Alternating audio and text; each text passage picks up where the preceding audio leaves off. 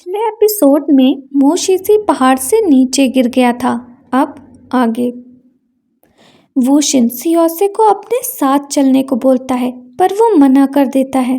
ली Woozi शियोसे को protect करने की कोशिश करता है, तो वूशिन उस पर भी मैजिक करता है, पर उसे कुछ होता ही नहीं है।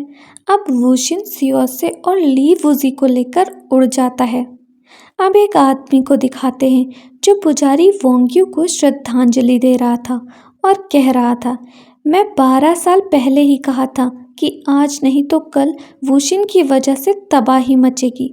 तभी एक कौवा आता है और उसे एक लेटर देता है जिसमें लिखा था, लॉर्ड यूंगन शियो चुए, जो कि शियो से नाम से है, दिखा था। उसे बिली भवन से ये अंशी द्वारा ले जा लिया गया है। इस आदमी का नाम जी रुओ फिंग है और ये बियोशियो सेक्ट का हेड है। शियो से भी कभी उसका डिसिपल हुआ करता था। वूशिन पानी में रिलैक्स करता होता है। थोड़ी दूर पर शियोसे और ली वूजी आपस में बात करते होते हैं। ली वूजी भागने की सोचता रहता है, पर शियोसे उसे बेस्ट ऑफ लक बोल के मना कर देता है। फिर इन दोनों की बात ली वूजी के मास्टर ली होंग तक पहुंच जाती है। ली वूजी के पूछने पर शियोसे उससे बताता है वो बहुत कम उम्र में ही फायर इन्फ्यूज़न की खोई स्किल को पाने में सफल हो गया था। ली क्लैन के पूर्वज एक सेरेमनी किए, पर वो 2 सबसे ज़्यादा इस्तेमाल की जाने वाली तलवार को इस्तेमाल नहीं करना चाहते थे और उनका फोकस एक्सप्लोसिव वेपन डेवलप करने की तरफ था। पर ली होंग पूर्वज की शिक्षा के अगेंस्ट गए और तलवारबाजी प्रैक्टिस किए। वो इसे ली क्लैन के एक्सप्लोसिव टेक्निक के साथ कंबाइन किए और शाबो इन्वेंट किए। इस तलवार में बहुत ताकत है, पर अंत में वो ली हाई शोयो स्वर्ड डाइटी से हार गया और तब से उसका कुछ पता नहीं है। कहते हैं कि वो ली फोर्ट्रेस लौट गया और तब तक नहीं लौटेगा जब तक कि वो स्वर्ड डाइटी न बन जाए। कुछ कहते हैं क्लैन लीडर ली शियाओ उसे ली क्लैन से निकाल दिए क्योंकि वो पूर्वज की शिक्षा के खिलाफ गया था। ली वुजी कहता है उन्हें क्लैन से नहीं निकाला गया है। तभी उसे याद आता है कि उसकी तलवार शाबू उसने खो दी है। ये वही ली होंग की तलवार थी। ली वुजी घायल था, पर वो किसी तरह खड़ा होता है। वो लोग वूशिन को देखते हैं जो बहुत उदास था और वो अपने बचपन के बारे में सोच रहा था। जब वो 5 साल का था, दाज्यू जो कि जियोलॉग सेट से थे, उसके पिता को मार दिया था और उसे भी मारने वाला था, पर पुजारी वोंग्यू उसे बचा लेते हैं और बड़े प्यार से उसे अपने साथ रखते हैं। ली वुजी और शियासो वूशिन की तारीफ करते हैं, पर खुद को होस्टेज बताते हैं। वूशिन कहता है तुम होस्टेज नहीं हो, वो बस उनका साथ चाहता है। शियासे कहता है हम दोनों ही क्यों, मुझे मार्शल आर्ट नहीं आता और ये जख्मी है। इसके बाद वूशिन अपनी शक्तियाँ इस्तेमाल करके ली वुजी को ठीक कर देता है। इसके बाद शियोसे और ली वुजी की फनी नोक-झोंक होती है। वांग लियांग को पता चलता है कि वूशिन ये दांगची का बेटा है जो कि तियांविता सेक्ट का हेड था। 12 साल पहले डीमन सेक्ट एक वॉर शुरू कर देता है बिली की राजशाही ताकत को हटाने के लिए। उस समय डीमन सेक्ट को हराने के लिए गवर्नर जनरल लॉर्ड लंग तियांगशी के 4 गार्डियन के साथ बिली की तीनों आर्मी को लीड कर रहे थे। जब ये दांगची की मौत होती है, वूशिन सिर्फ 5 साल का था। 12 साल बाद अब तियांविता सेक्ट अपने लीडर वूशिन को वापस चाहते हैं। वूशिन डीमन सेक्ट का बेटा है और उसे 32 सीक्रेट रक्षा आर्ट का भी नॉलेज है। अगर वो आज़ाद हो जाता है तो भयंकर तबाही होगी।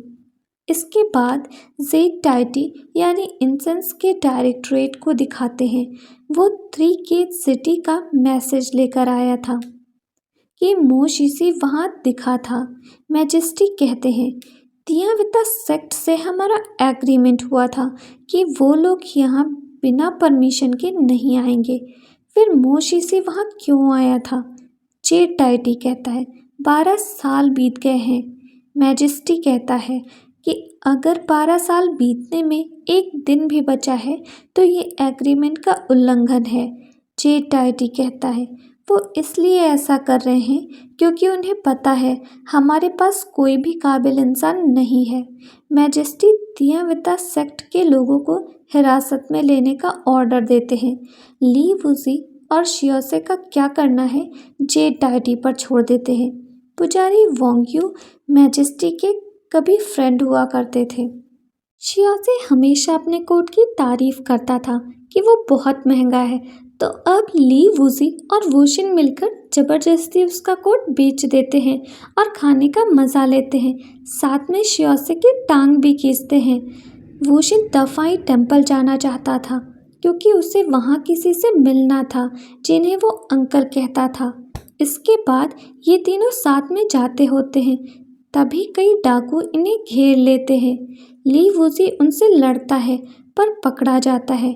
इसे ऐसे देखकर शियोसे और वुशिन भाग जाते हैं। ली वुजी कैद होता है पर वो देखता है कि बगल वाले जेल में एक कैदी शराब पी रहा है। ली वुजी उससे पूछता है कि तुम भी मेरी तरह कैद हो, फिर तुम्हें शराब कहाँ से मिली?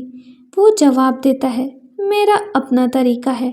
फिर वो ली वुजी को शराब पकड़ा देता है और उससे पूछने पर ली वुजी उसे बताता है कि कैसे उसके दो गद्दार दोस्त उसे मुसीबत में छोड़कर वहाँ से भाग गए। वहीं शियोसे और वुशिन चुपके ली वुजी को छुड़ाने आए थे।